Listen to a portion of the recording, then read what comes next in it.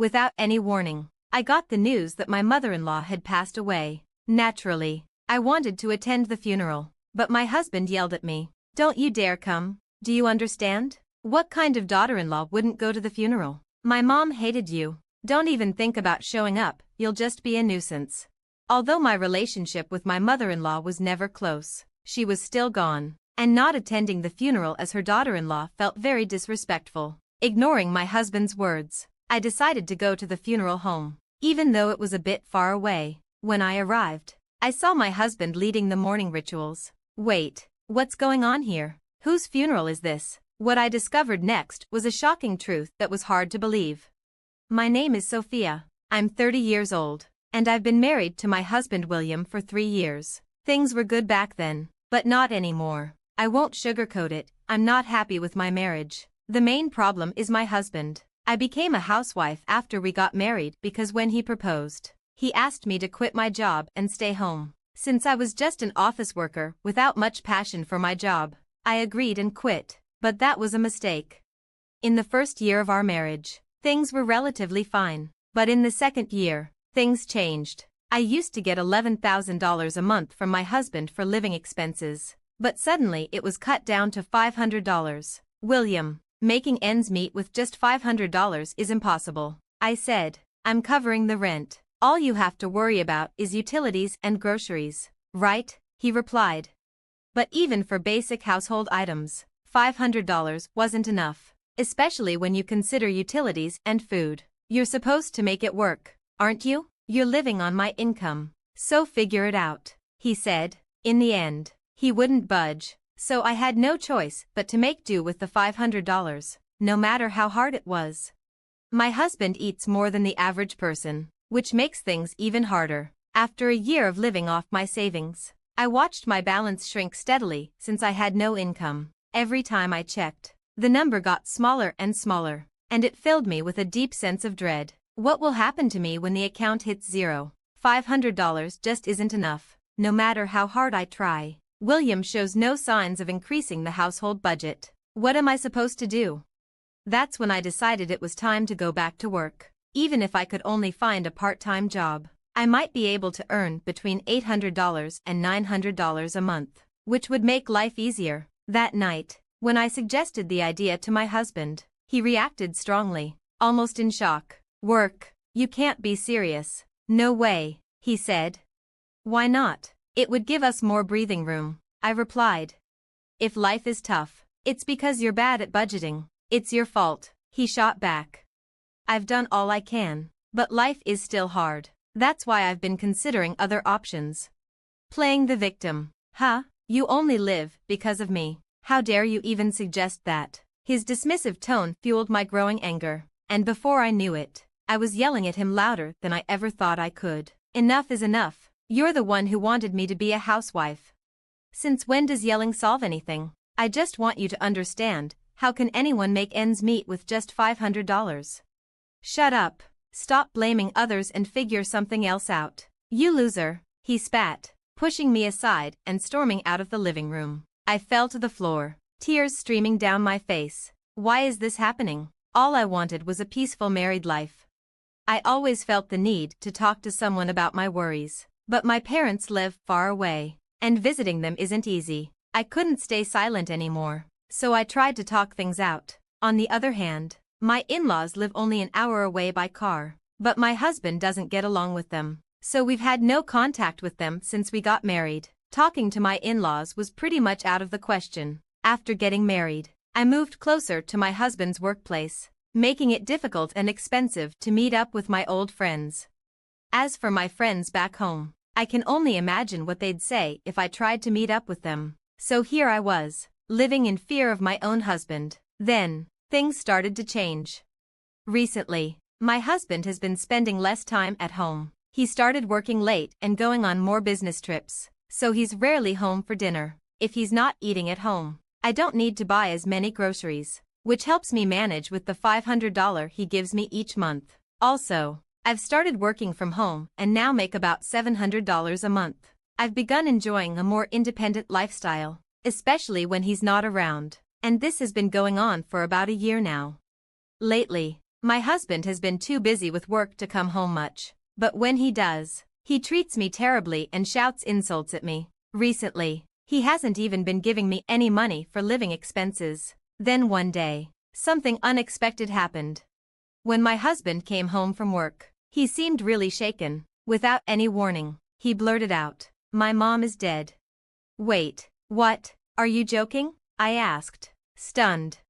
"Why would I lie about something like this?" he yelled back. "But your mom was still young. I'll go to the funeral with you the day after tomorrow," I said. He caught me off guard with his response. "No, you stay here." "What do you mean? Why would you go alone to your mother's funeral?" I asked, confused. "She's my mom, so I should be the one to go. You don't need to come," he said. "Wait a minute, that's ridiculous. She's my mother-in-law too," I protested. "That doesn't matter. I'm enough for my mom's funeral," he insisted. "Are you serious?" I couldn't understand his reasoning, and my frustration grew. His impatience was obvious as he said, "Just don't come to the funeral, got it?" "What are you talking about? What kind of daughter-in-law doesn't attend her mother-in-law's funeral?" "Enough, Mom hated you, okay? Just don't show up at the funeral." "What, my mother-in-law hated me?" "Yes, exactly. So even if you did come to the funeral, my deceased mom wouldn't be happy." I can't believe this. My chest hurt as the harsh truth hit me. Seeing my reaction, my husband sighed in annoyance. "Enough already. If Mom hated you, Dad feels the same. Your presence would just make everyone uncomfortable." "Fine, I get it. Just stop," I said, feeling defeated. "Good, don't come to the funeral," he said, pressured by my husband. All I could do was nod. 2 days later, early in the morning, my husband was busily getting ready, quickly putting on his clothes. When he went to the bathroom, I picked up his discarded pajamas. That's when I noticed his phone left open on the table. It looked like he had been checking out the venue for today. The driving directions were up on the screen. It was about a 40-minute drive from home. Something felt off. Wait, something's not right. That direction isn't toward William's family home. It would take at least an hour and a half to get there from his parents' house. Why would they choose a location so far away?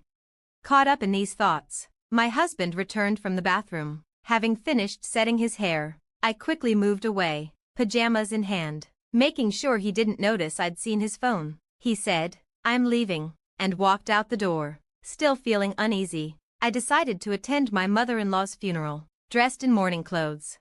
When I arrived, I couldn't believe my eyes. The seats for the family and staff were filled with unfamiliar faces, and there was my husband, giving a speech as the chief mourner. "Thank you all for gathering here today in honor of my wife," he said.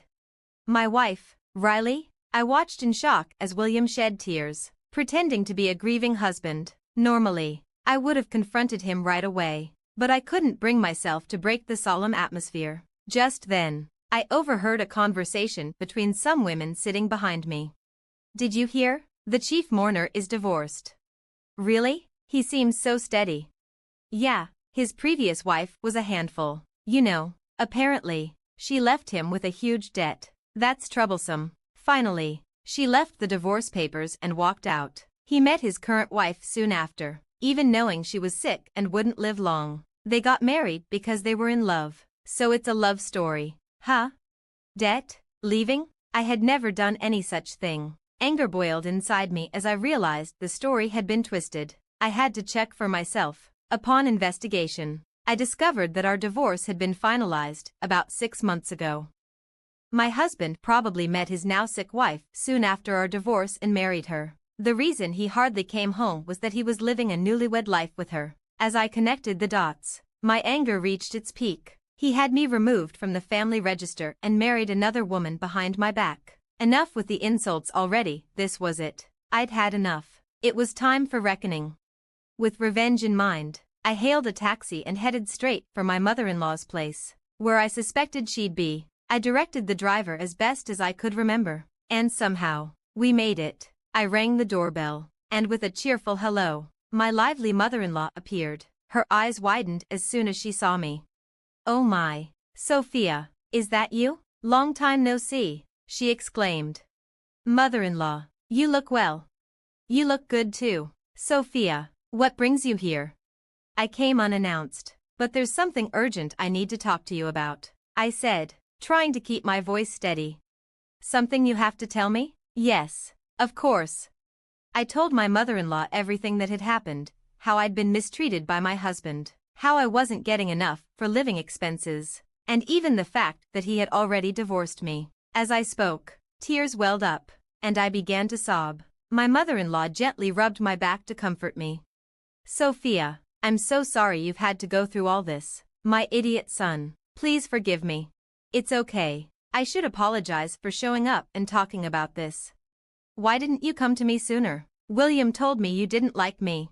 What? He told me you didn't like me, I replied, finally realizing what had been going on.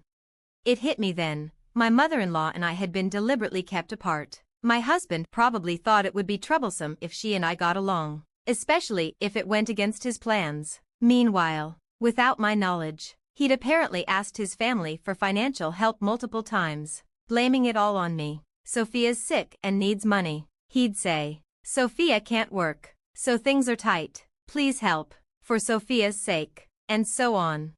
But I was neither sick nor unable to work, it was just what William had told me to do. Now that I knew the truth, I felt a mix of relief and rage. I had nothing to lose anymore.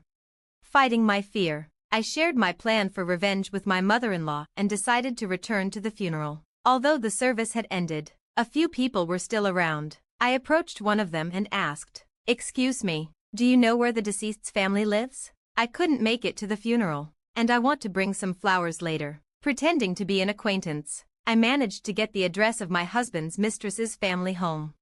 The next day, I took some funeral flowers and headed to their place. When I rang the doorbell, a woman who looked quite worn, probably from the grief of losing her daughter, answered. It was likely the mistress's mother. I introduced myself as a friend and was invited inside. Once led to the room with the family altar, I saw my husband there. "Sophia, what are you doing here?" he exclaimed. As soon as he said my name, my husband quickly covered his mouth. The father of the mistress turned to William and asked, "What's going on?" That's when I let it all out. "I'm sorry for lying. I am this man's ex-wife." "Ex-wife? Why would you be here?" the father asked, confused. "Your daughter and I were both deceived by this man," I began, my voice trembling with emotion. "I found out just yesterday, at Riley's funeral, that I was divorced." What does that mean?" Riley's father asked, now visibly angry. "He told me it was my mother-in-law's funeral and told me not to come. I suspected something was off, so I followed him, only to find out it was the funeral of his new wife," I explained. "What's the meaning of this, William? Explain yourself," Riley's father demanded. At the sound of his furious voice, William's face turned pale, and he looked down, unable to meet anyone's eyes. The atmosphere, once heavy with sorrow, shifted dramatically as the truth began to unfold. As if sensing his wrongdoing, Riley's father's face turned beet red, and his body trembled with anger. Amidst all this, I prepared to execute my final act of revenge. Just then, the doorbell rang, and Riley's mother went to answer it. When she returned, she was accompanied by my mother-in-law. "Mom," William stammered, sweat breaking out on his forehead as he visibly shook. My mother-in-law didn't waste any time. She proceeded to give him a piece of her mind. "Causing trouble for others, what do you think you're doing? Pay back the money you borrowed from us right now, and don't you dare blame Sophia," she scolded. "Wait, Mom, this is not the time to.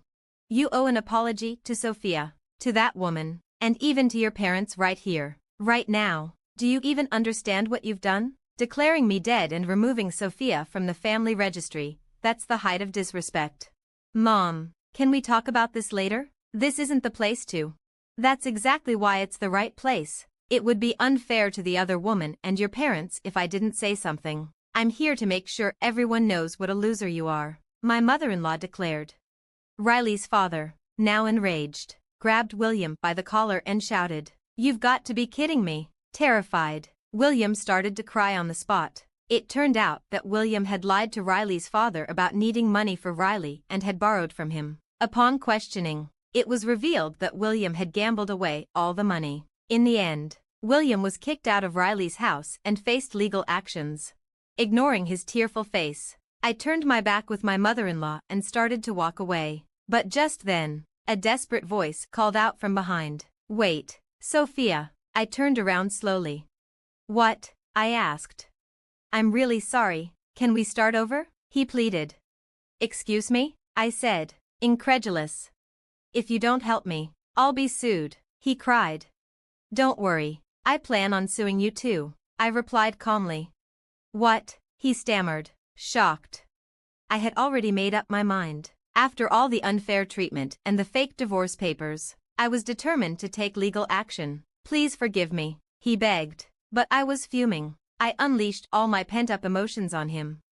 "Do you think saying sorry will make everything okay? Do you even understand what you've done? Filing for divorce without telling me is illegal. Your apologies are worthless because you've been lying and manipulating people for money." "Utterly worthless," I said, my voice rising.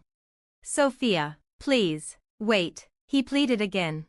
"Quiet," I snapped. "Do you have any idea how many people you've hurt with your actions? What you've done isn't something that can be easily forgiven. Even a lifetime of making amends won't be enough. So from now on, stay out of my life. If you show up again, I won't hesitate to ruin you." As I spoke assertively, my mother-in-law gently touched my back, her warmth almost bringing me to tears.